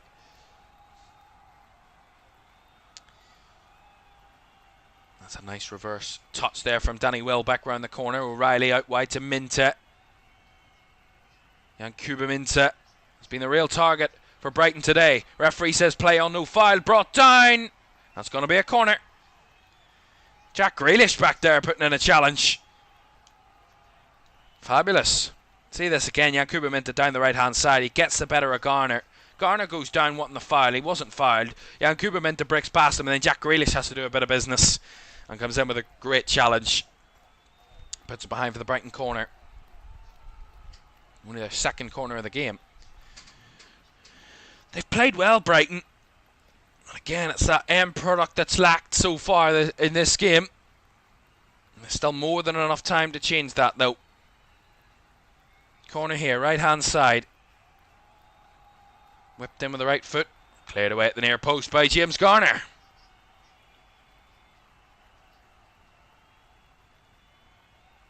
Here is Kaoru Mitoma. Deep. And one of the deepest players at the minute for Brighton. As he tries to break down the left-hand side. Chops inside his man, but Everton have more than enough bodies there to see that one. And win it back. Idrissa Gueye. Oh, a little bit awkward here for O'Brien. He's put in a bit of bother by O'Reilly. And now here come Brighton again. They've got the bit between their teeth at the minute, Brighton.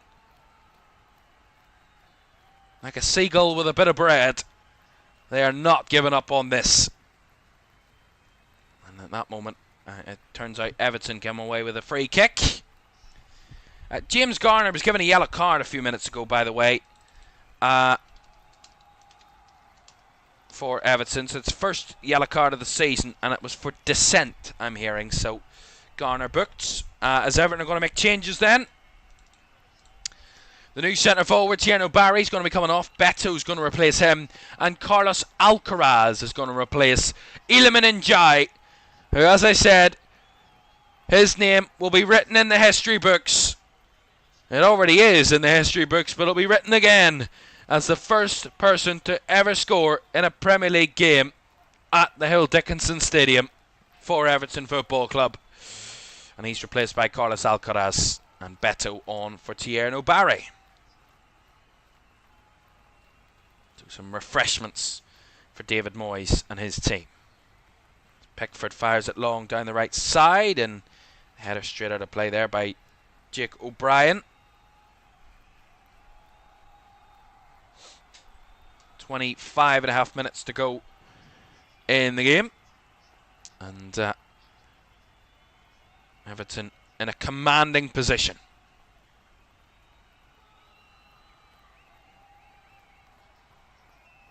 Van Hecke. Wijfer back to Verbruggen. Reminder for you as well, we have a game at 4:30 and in just over an hour's time. Fulham against Manchester United on the banks of the River Thames, Craven Cottage. And that game kicks off at 4:30. We have team news for you, by the way, from that one. At Fulham, here's the Fulham side. Leno in goal, Tete, Anderson, Bassi and Castagna in defence. Lukic and Berger in midfield. Sessegnon off the right, Iwobi off the left. Young Josh King through the 10. And Rodrigo Muniz, the extra time or added time hero last week. He starts for Fulham today. And for Manchester United, Bayindir, after his mistake against Arsenal last week, stays between the sticks. He's in goal. A back five of Diallo, Yoro, De Ligt, Shaw and Dorgu. One change to that defence. Casemiro and Fernandes in midfield, with the same front three of Cunha, Mbeumo and Mount. Here come Everton. Here's Beto in behind. Tracked all the way by Dunk. And that's going to be a goal kick. Yeah, see it here. Lovely little bit of burst of pace from Beto. And Lewis Dunk did just enough to put him off, and that ball rolled behind for a goal kick. So that Fulham Man United game is at 4:30. We'll be live at 5 minutes before kickoff for that one. Brighton making some changes here. Ferdi Kadiolu and Diego Gomez are coming on. And Yasin Ayari and Maxime de Kuyper are replaced. So straight swaps for Brighton.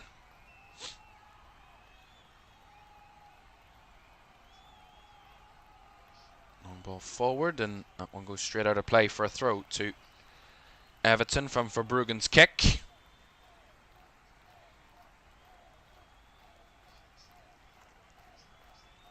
Well, Hertzler trying to figure out how his team can get back into this game.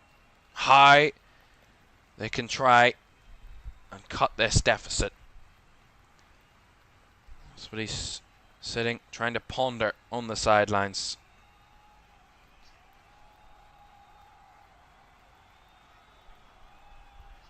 Grealish.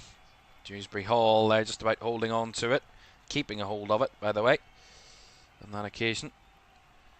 Quarter of the game to go here at, I was almost going to say Goodison there, at Hill Dickinson Stadium. Everton 2, Brighton 0. Glenn says, like a seagull and an unwitting tourist with a fish and chip supper. Brighton won't give up on this. Yeah, that was the vibe I was going for with that one. The whole horrible seagulls on the beach. And they're on the banks of a river. Can they maybe help them on that front? Not quite a pier, but a river indeed. Karim Mitoma.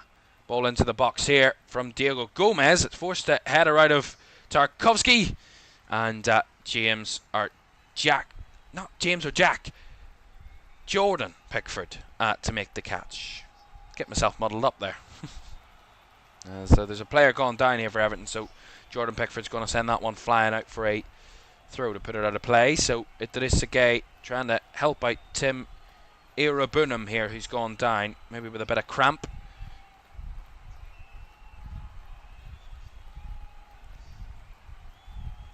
And that's what I mean, the area of the pitch where they are a little bit light, Everton,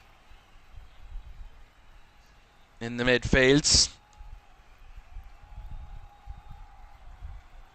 And they're trying to figure out what they do if he does have to come off here, Tim Irabunum. The have some youngsters on the bench, but you don't want to throw too many youngsters into this stadium.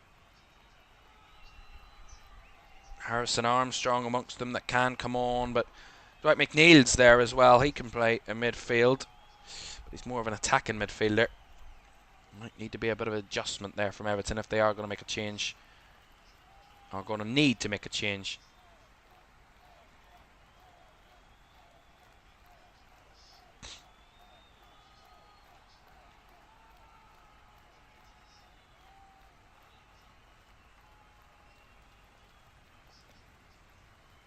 There is a view of the stadium, and Dwight McNeil is getting himself ready on the sidelines here, just getting some tactical information. But what a stadium. The architect was also in shot there a moment or two ago. It's a beautifully made stadium, beautifully built.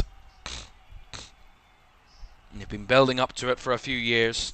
And there we see again the first goal in this new stadium that sent the 50,000 strong inside this stadium screaming at the top of their lungs. And then there it comes again, the second. Two really nicely worked goals. Garner up playing left back today, of course. He is the one to get the second goal. So 70 minutes have surpassed, and Timmy Rabunam's day is going to be over. I'm going to bring him off here. And Dwight McNeil is going to be coming on from what I saw.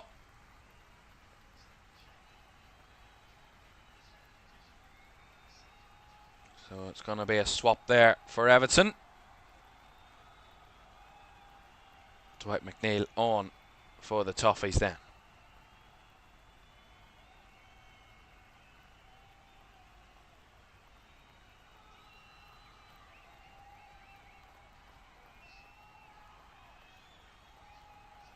We'll have to see what way Everton are setting this up. Because Tim Mirabunam was playing alongside Idris again, that midfield too. And Dwight McNeil is more of a wide player and more of an attacking midfielder. We'll see what way that Everton adjusts to that in a few moments. Yeah, Dwight McNeil is out on this right-hand side, and then Alcaraz is maybe dropped deeper, along with Kieran Dewsbury Hall, so a little bit of a rejig there for Everton. As Brighton tried to work it down the left there, but again, the amount of bodies that Everton are committing to the ball is certainly getting them out of issues at this moment in time. That's put out of play under no risk from James Garner. Taking no risks there, the Everton fullback.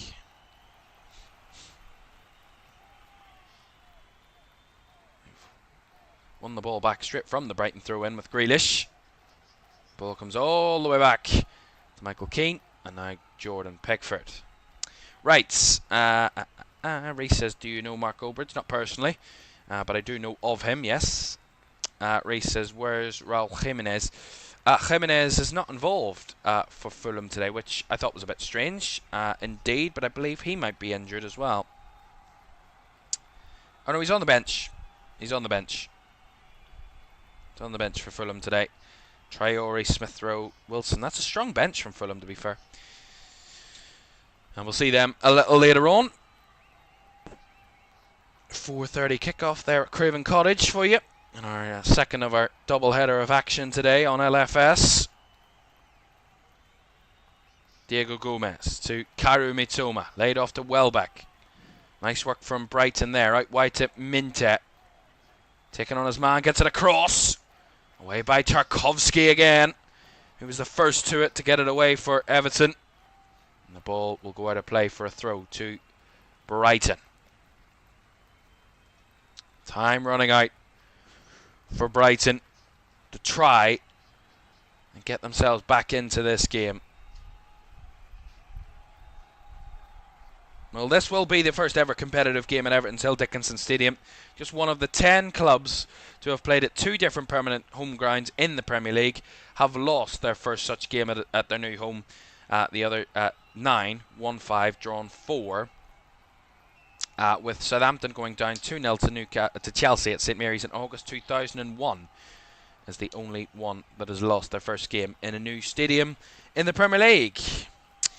Brighton and Hove Albion's first away Premier League game in 24-25 saw them win 3-0 against Everton on the opening weekend of last season, while the Seagulls ended the campaign with 2 away wins on the bounce. They last won 3 away games in a row in January of 2023, the third of which was away to Everton. Although the stats might be saying that, but the on-the-pitch action is not quite suggesting that at the moment.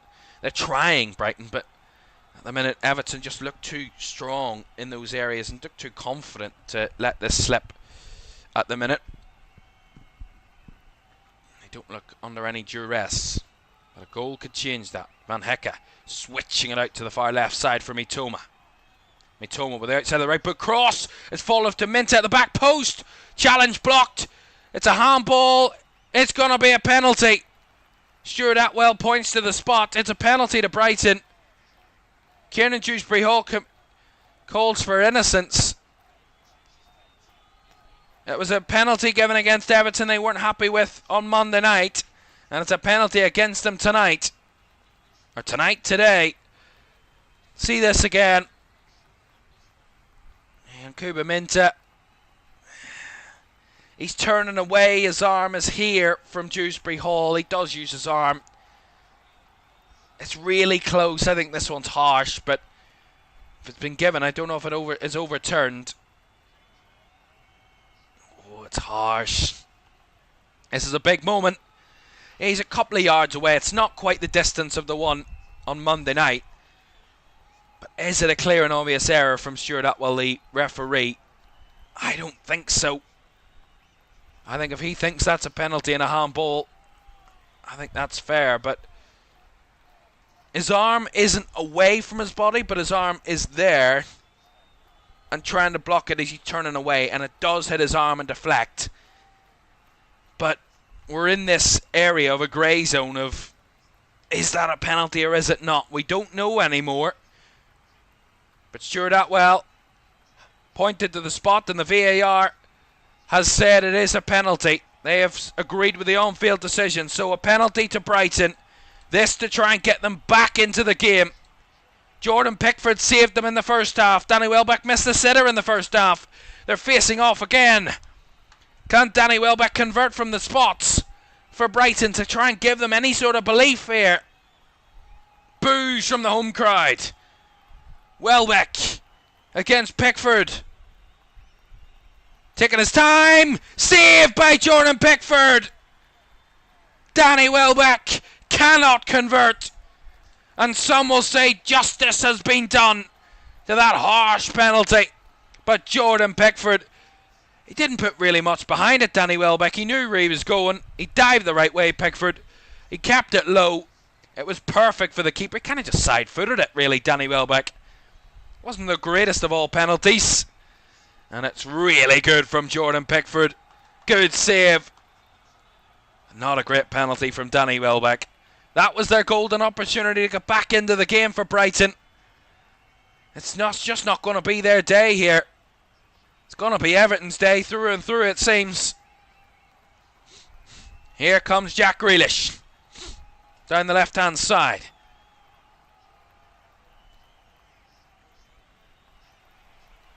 That's the difference. That's a huge moment once again. Jordan Pickford. His importance to this team cannot be understated. No doubt. He means so much to this football club and so much to this football team in getting them out of the trouble every time. And my goodness, he made a good save there to deny Brighton a chance, a glimpse of what could be in this game, what they could have.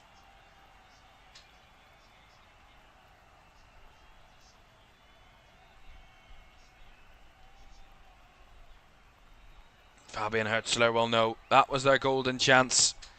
Well, he had it printed on his bottle on Monday night. He couldn't deny that one. He has it printed on his bottle again this week, Jordan Pickford. And he has denied Danny Welbeck from the spot.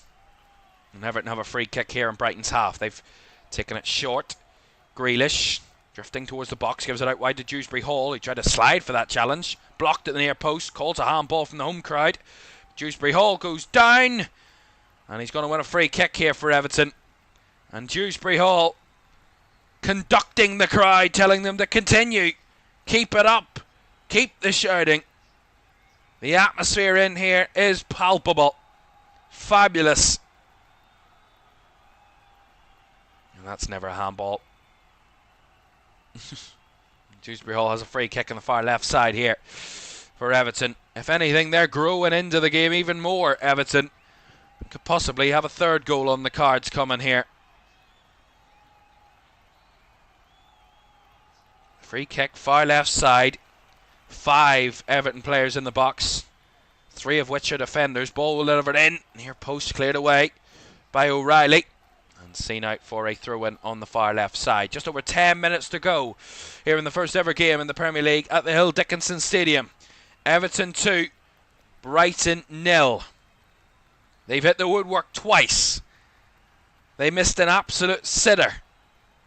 They missed from a loose back pass. And they've also failed to convert from the penalty spot. If there's ever a way to explain that it's just not your day, all of those chances are the clear evidence that it's just not going to be Brighton's day, it seems, here at the Hill Dickinson. And it's going to be Everton's day. Royal Blue will reign supreme here this afternoon, it seems. Mitoma. O'Reilly just about holding on to the ball. Diego Gomez. Hinshelwood with a switch ball. Brought down nicely by Yankuba Minta. Nice little 1-2 there. Vifer now finding Diego Gomez out wide on the left. Here comes Kaoru Mitoma. Chops onto his right. Back inside it goes. Hinshelwood tried to roll it on there, but he's given it away, although it's won back by Vifer. Out wide here on the right side, lifted into the box. And too close to Jordan Pickford, who catches. Well, Everton have won their first home Premier League Premier League game in 5 consecutive seasons between 2017 and 2017-18 and 21-22, but they've lost their last 3 without scoring at home on the opening day. Chelsea in their first home game of the season. Chelsea in 22-23, Fulham in 23-24, and Brighton in 24-25. But they are going to have a difference maker here today, it seems. In a new stadium against Brighton, a quite contrasting scoreline to what it was in their final opening home Premier League game at Goodison Park last season, which was a 3-0 defeat to the same opponents. They keep showing a close-up shot of the bottle. We know he's got the sightings on the water bottle of where Danny Welbeck's most likely to go. We know that, and he made a good save, Jordan Pickford, there, to deny the very well experienced Brighton centre forward. Dwight McNeil. Brian getting the touch off the Brighton player, and that will be a throw in to Everton.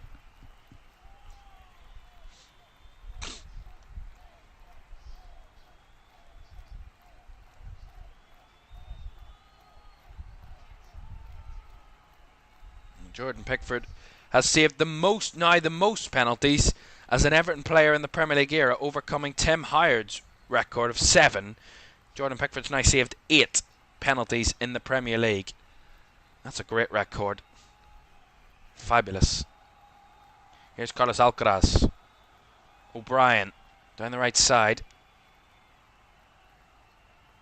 Has to work it back the way. Well, I had a stat on Danny Welbeck. Brighton's Danny Welbeck has been involved in 10 Premier League goals and 18 appearances against Everton. 5 goals, 5 assists, and is the one of only 9 players with both 5+ goals and 5+ assists against the Toffees. He's also scored in his last 2 away starts against Everton. He had all of that in his favour, and he still couldn't find a way past Jordan Pickford. But that is the joy and the experience of Jordan Pickford as well, as we know now, of saving penalties. 6 minutes to go of the normal time before the additional minutes. Pickford with a long ball forward, and that's going to find his opposite in Bart Verbruggen in the Brighton goal. By the way, we haven't updated you from Sellers Park very recently. It's still 5 minutes to go there. It's still Crystal Palace 1, Nottingham Forest 1 in that game. Is there a winner to be found late in the game there at South London, or will it be a point apiece between those two? We will find out. It's still 1-1 with a few minutes to go. Jake O'Brien has gone down here for Everton. You've already had to see Temi Rabunam go off a bit earlier. Looked like he was kind of holding his hamstring there. Jake O'Brien. It's not a good sign for David Moyes, but they've got a very experienced man on the bench who can play that position. He's not too bad. He is a fellow Irishman, Seamus Coleman, of course, who is going to get some early information. Speaking of fullbacks, Brighton have made a change in their fullback position. Mats Wiefer has left the field and Brian Gruda has come on, so they've made a swap there. So maybe Hinshelwood will drop into fullback, and or they'll go to a back four again, and the substitute there for Brighton in Gruda will go into midfield to try and give them something else to try and find in this game. It's going to be a real hope more than anything, if they're going to get anything out of this one late, Brighton, but it's looking very unlikely. Although I'm sure many Everton fans will remember the Bournemouth game last season when they were 2-0 up with minutes to go and they ended up losing the game 3-2. It was a record for the latest the team was 2-0 up and ended up losing in the Premier League history, so we don't want to repeat that.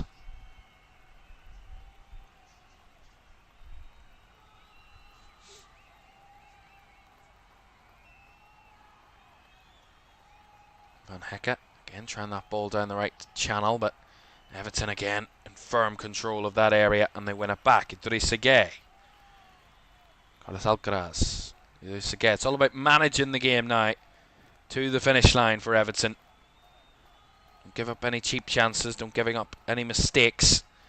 Just keep yourself ticking over and come away with a win and a clean sheet in their first home game of the season. A long kick by Keane. Brought down well by Dwight McNeil. Plays it back inside. McNeil. Now Tarkovsky. Lovely play. Finds O'Brien, who's up on his feet and is okay to continue for the moment. As he's played it through here for Carlos Alcaraz, who's broke free. Carlos Alcaraz across. Away by Mitoma.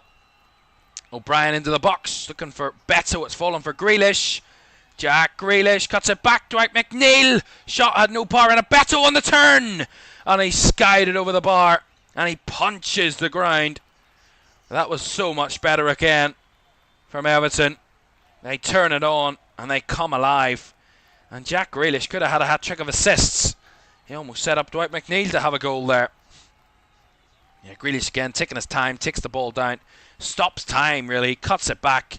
Dwight McNeil with the shot. No real pace in it at all, and then it falls for Beto, who on the turn has the shot skied over the bar. But all good from Everton again, all positive. Dewsbury Hall now, charging forward. Here come Everton, they want that third goal. Here comes Kieran Dewsbury Hall. He's laid it off to Dwight McNeil. McNeil just goes wide of the posts. Again, that's two good chances in the last few minutes for Everton. Again, good work from Dewsbury Hall. He gets the ball nicely into space. He drives forward with it. He sees Dwight McNeil coming off the back, round the outside. He's completely unmarked from the Brighton defence. And then he has a go with his left foot and just sees it sail wide of the right post. Not too far away, but off target nonetheless. Iggy says, great stream, mate. Really enjoyed it. Just subbed. Thank you very much indeed, Iggy. Great to have you with us. And everybody who's joined us today for this one, as Kieran Dewsbury Hall was booked. Here come Brighton down the right. Again, well challenged. Back there by Garner and Idrissa Gueye to win it back for the Toffees. And Jack Grealish holding it up here. And he will win a goal kick. That's really quite fabulous. That's incredible. Everything has been fantastic from Everton today. Back to front. From their goalkeeper right up to the top. They have done everything in their power to win this game. And they've shown their quality. And that man, Jack Grealish, has absolutely unleashed some quality today. He's lit up the pitch. Might have been a corner. Doesn't really show very much contact if there was any at all. And Grealish and Mitoma have a little giggle about it afterwards.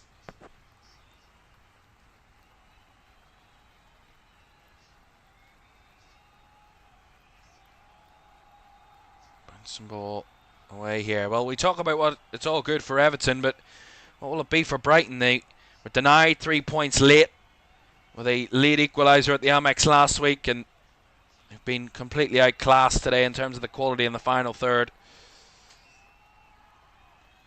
And they come away with their first 2 league games of the season with just a singular point. They've played well in both games. They're lacking quality. One to kill off the game against Fulham last week, and then to try and get back into the game here this week. That's an issue for Brighton. 1 point from their first 2 games is not going to be a great return for Brighton. And it's not an easy game coming up next week for them either.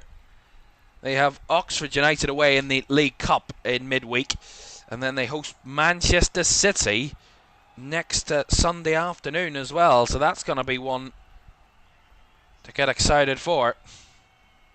Ball into the box here, away by Brighton, or away by Everton again as they try and skip forward, and he lost his balance there. He skipped through Carlos Alcaraz, brought down by Ferdi Kadiolu. That's going to be a yellow card for him, Kadiolu.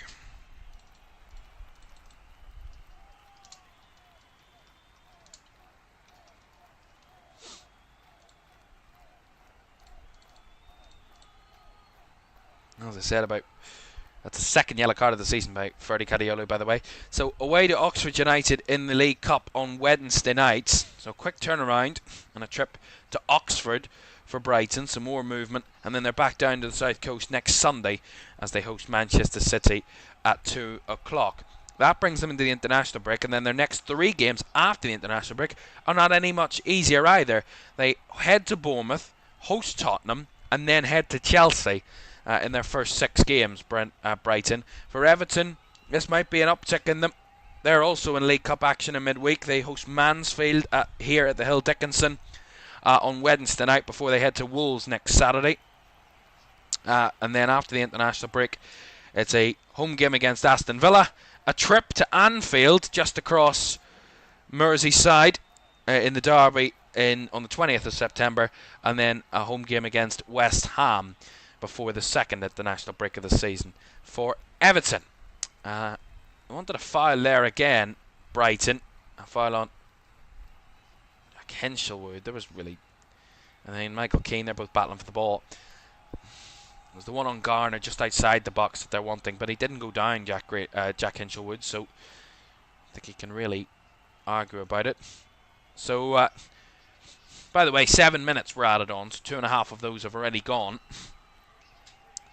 And that man, Jack Grealish, is going to be coming off here for Everton. What a performance on his first Premier League start for the club in the new stadium. 2 assists. Incredible. Could have been a hat-trick of assists as well. He's been absolutely fantastic today, Jack Grealish. Wonderful performance from him. Applauded by the crowd inside this stadium. Standing ovation. And it's going to see Harrison Armstrong coming on in his place for the last few minutes.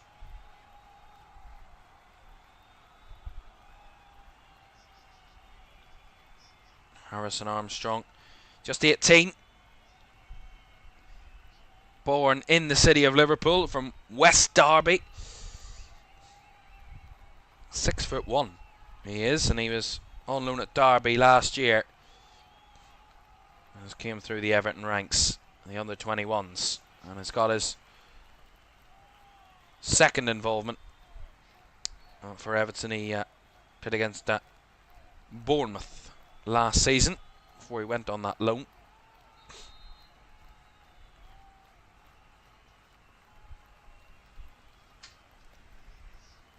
There's a little issue here. Beto's challenge on Lewis Dunk. There's been going to be a VAR check for a high boot. 6 of one, half a dozen of the other, if I'm honest, in my opinion. He's just going to get a yellow card for it, Beto, but VAR were checking for a possible red, but they've checked and cleared, and it's just a yellow for Beto for a little too high on his boot there.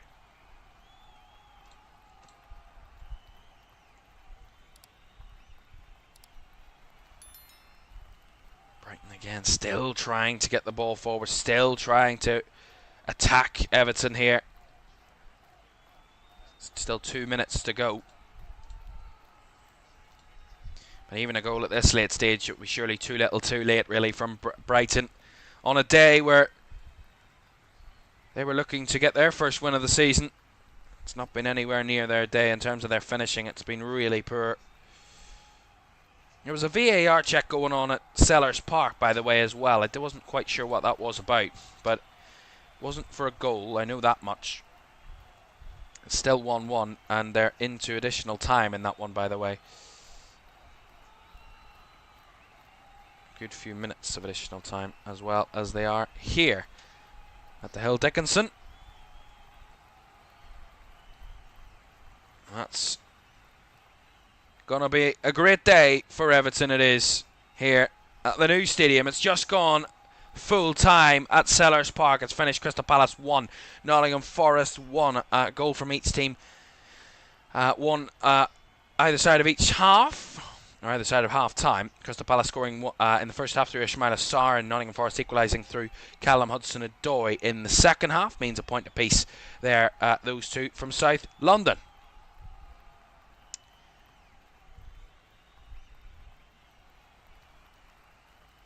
Palace still looking for their first win of the season in the Premier League. 2 draws out of 2.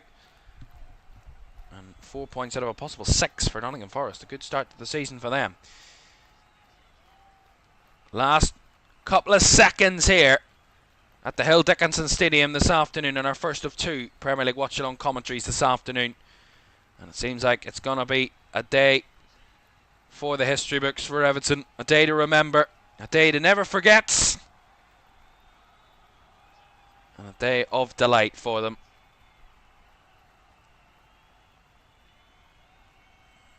All the way back with Bart Verbruggen here. This should be one last kick and it should be over. Long ball forward. The referee still holding on. Not blowing the whistle just yet. Dewsbury Hall gets rid of it.